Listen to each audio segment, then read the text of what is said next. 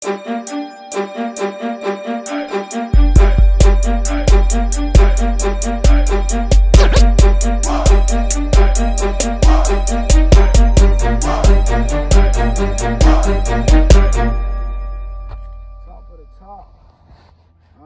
working on the day is 2009 Dodge Journey, and we're gonna be replacing the thermostat. Reason being because this client recently, when I fixed their vehicle, it was an emergency fix, and they had to get this part right here taken care of. And we didn't have enough time to weigh enough the thermostat out, so now we're back. But while doing it, vehicle took a long time for the heat to stop blowing as it should have been, you know what I'm saying, as its car was reaching its temperature. So here we are. All right, so we're gonna get straight into it. First thing first, you wanna go ahead and you wanna be removing this so you have enough access down to the thermostat, right? So in order to do that, you'll need a flathead. Go ahead and take this emissions hose off, or evap hose off, get that out of the way. And I already did the liberty of loosening everything. You take your flathead screwdriver, open that up until it's loose enough, you can get it out, then go ahead, boom, out the way. You can bend that that way. And you unplug your mass airflow sensor with your IAT sensor. Get that out the way. You unbutton these fasteners right here. Boom. Once you get that out the way, you go ahead and take a T30, and you go ahead and take this bolt right there.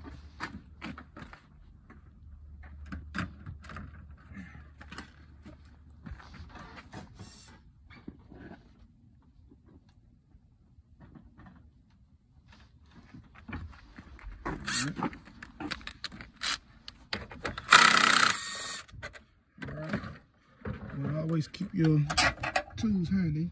I don't have a magnet tray at the moment.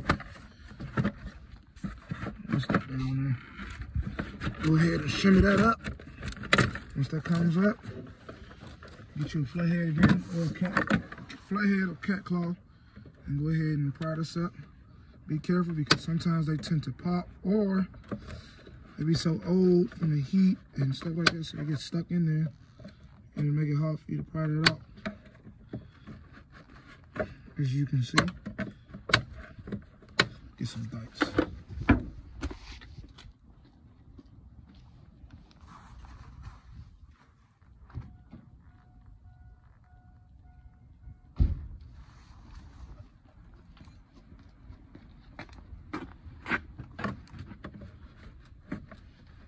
This is why the cat claw is always better. Or in this case, I'm using some blocks, some cutters, you know, as they call them. All right. Go ahead and get that out the way. Once you got that box out the way, you can go ahead and start working on your putting that thermostat. Now that you got that box up out of there, right? What you want to do is you come down, and as you can see, it's two 10 millimeters. You got one right here and one underneath. You need to take those two out, and once you take those two out, you can go ahead and get in here with the thermostat, right? So what I'm going to actually do, so that when I do take this off, it doesn't just gush out at me. I got my catch can down there. I'm going to go ahead and open this up and let it go ahead and drip down to the catch can. Then remove this here hose. And once I remove this here hose, I'm going to go ahead and take these two bolts out and get that thermostat. All right, let's get that going.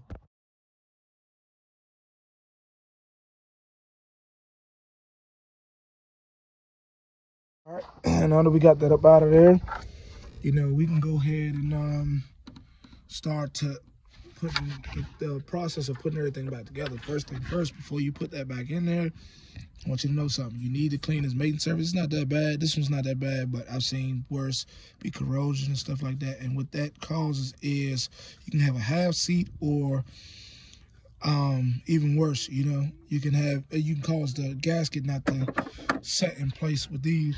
Well, the old ones, but the new ones is a lot different.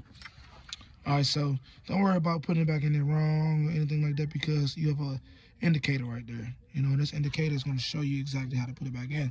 I already done cleaned up in there, so I can go ahead and put this in there and show you guys.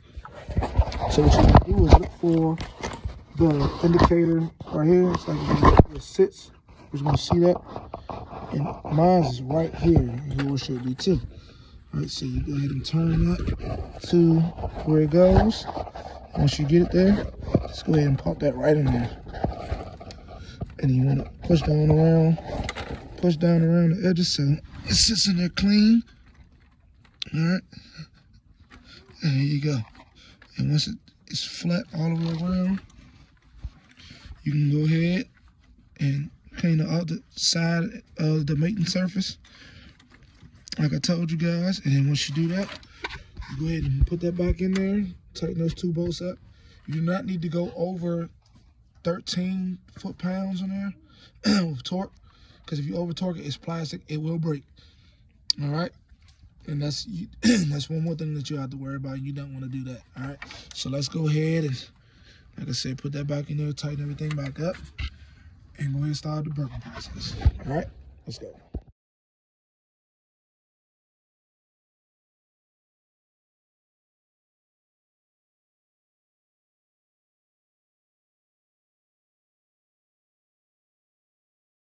right. Now that we got that back put together and everything, I got my coolant cord, I got the engine running, I got my heat blowing on high, and you want your heat blowing on the highest setting because you want to go ahead and get all that coolant up through that heater hoses or heater core, and you flush that cooling system. When you flush the cooling system, you don't have air pockets in there. When you don't have air pockets in the cooling system, your cooling system is operating effectively. So you want that.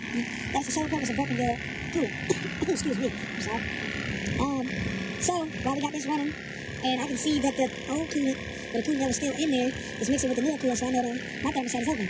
So with that being said, I'm gonna let this run for another 5 minutes. I'm gonna go check how hot the heat is blowing, and once I get a good temperature reading on that heat, I'm gonna close this up and put the original radiator cap on, and I'm gonna go around and do a little test drive. All right, just to make sure we got no air pockets in the vehicle. But as I can see, the heat's blowing hot up in here. Uh-oh, got the AC on. What are you doing? All right. Like I said, we're gonna let that run for a few more minutes, just to make sure we have no air pockets in there. And hey man, get this customer their vehicle back. All right, we'll put it back on the road where she was intended to be. All right, that's pretty much it, man. If you ever have any problems, feel free to comment, follow us on Instagram if you want to get to us with even faster. How the heat feeling, man? Yeah, we got a touch down, but that's it. That's it. All right. Let me show you guys what I mean about putting this back in there, all right? So what you do is, boop, stop it. Make sure you got your cooling bottle ready. So you stopped it up and remove that like that. You're gonna get a little bit of spills. What you do is, you pull that out, let that drain, take this off. See that steady flow right there? All right. Radiator cap fails. Where? There it is. Up. All right. Go ahead and tighten that up. Push down so it locks all the way around. Boom. And just like that. Minimum spill. And you're done. I flip a band to an 8, yeah. P been eating good, he need Versace on his plate. I got the gram, I dirty dance on Figaro. Out in the D, I move them bitches in the snow. Oh, what you know? I keep it proper, got it locking on the stove. I need about 24 show.